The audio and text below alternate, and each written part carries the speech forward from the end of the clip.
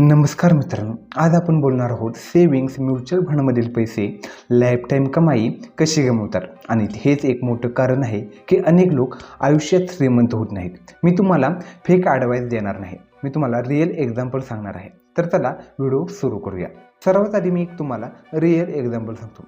एका आठवड्यात सेविंग्स आणि इन्व्हेस्टमेंटबद्दल डिस्कस करत होतो. तुम्हाला म्हणाला, मी SIP किंवा म्युच्युअल फंडवर बिलीव्ह करत नाही, मी फक्त FDमध्ये पैसे इन्व्हेस्टमेंट करतो आणि ते सेफ आहे आणि मार्केट रिस्क नाही.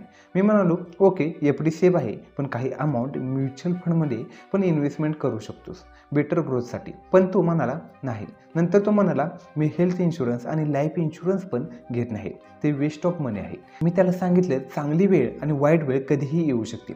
इन्शुरन्स वेस्ट ऑफ मनी नाही, तर ते तुम्हाला फायनान्शियल प्रोटेक्शन आणि पीस ऑफ माइंड देतं.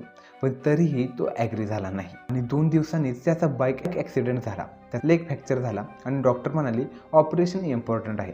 मग एक्सपेन्सेस सुरू झाले. X ray charges, MRI charges, operation cost, medicine, hospital bills आणि 1 महिना बेड रेस्ट आणि इन्कम लॉस, हे सगळं एक फायनान्शियल बर्डन बनलं.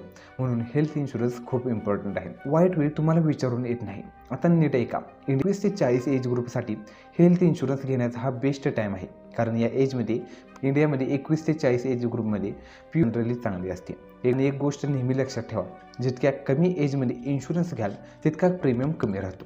40 नंतर प्रीमियम खूप वाढतो आणि हेल्थ रिस्क पण वाढते. आता लाईफ इन्शुरन्सबद्दल बोलूया. अनेक लोक म्हणतात, सपोज मी 60 किंवा 70 वर्षाचं प्रीमियम भरत आहे आणि मी मेलोच नाही तर माझे पैसे वेस्ट जातील. पण हा विचार करणे कम्प्लिटली रॉंग आहे. लाईफ इन्शुरन्स प्रॉफिटसाठी नसतो, लाईफ इन्शुरन्स फॅमिली सेफ्टीसाठी असतो. जर तुम्ही लॉंग लाईफ जगलात तर ती चांगलीच गोष्ट आहे, नुकसान नाही. लोक इन्शुरन्स घेतात कारण लाईफ अनप्रेडिक्टेबल आहे. मी असं नाही म्हणत की इन्शुरन्स घ्या, कारण तुम्ही 70च्या आधी मरू शकता. कोण किती दिवस जगेल हे कोणालाच माहीत नाही. पण जर फ्युचरमध्ये काही बॅड सिच्युएशन आली तर तुमच्या फॅमिलीला फायनान्शियल प्रॉब्लेम येऊ नये, म्हणून इन्शुरन्स इम्पॉर्टंट आहे.